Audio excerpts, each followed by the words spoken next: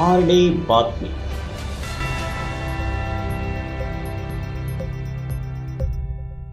कसं काय नगरकर बरं आहे का? होय, अहमदनगरचं नाव आता अहिल्यानगर झालंय, मात्र नगर तेच आहे आणि नगरकर देखील तेच आहेत.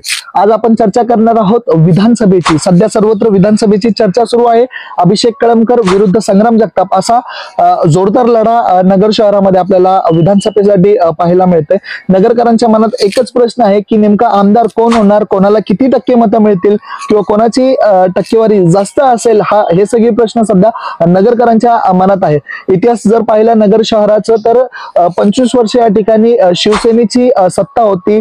अनिल भैया राठोड, दिवंगत नेते अनिल भैया राठोड हे 25 वर्ष आमदार होते. 2014 साली संग्राम जगताप यांनी त्यांचा पराभव केला आणि गेली 10 वर्ष आपण पाहतोय की नगर शहरात संग्राम जगताप हेच आमदार आहेत आणि अनेक विकास कामं त्यांनी केली असं नगरकर म्हणत असतात.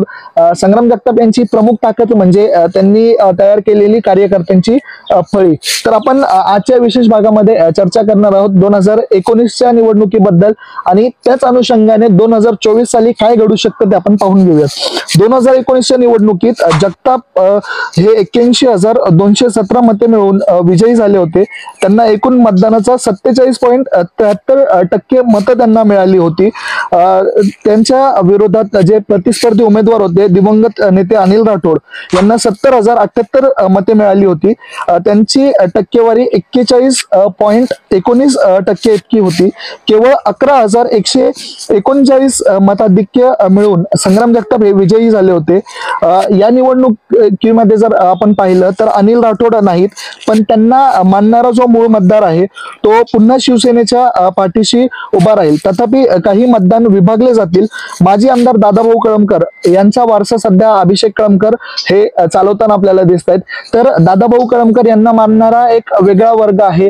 त्याचबरोबर आपण जर विचार केला तर काही समाज बांधव देखील अभिषेक कळमकर यांना साथ देतील. सध्या जगताप यांचे प्रचार दौरे जोरदार सुरू जरी असलेले आपल्याला दिसले, जोरदार शक्ती प्रदर्शन जरी संग्राम जगताप यांचं सुरू असताना आपल्याला दिसलं, अभिषेक कळमकर यांच्याकडून मोठे शक्ती प्रदर्शन होताना दिसत नसले तरी अंतर्गत बांधणी जोरात आहे. त्यामुळे ही निवडणूक वर्णकर्णी एकांगी वाटत असली तरी मतांची खेचाखेच ही निवडणुकीचे वैशिष्ट्य ठरण्याची शक्यता आहे.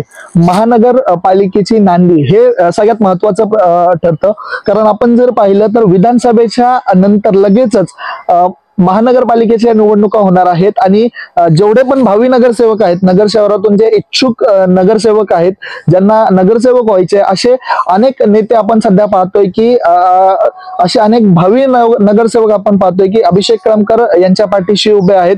तसेच संग्राम जगताप यांच्या पाठीशी देखील खंबीरपणे उभे असताना आपल्याला दिसत आहेत. कुठेतरी आपल्या प्रचार करण्यादरम्यान जे भावी नगरसेवक आहेत ते स्वतःची ब्रँडिंग करताना आपल्याला दिसत आहेत.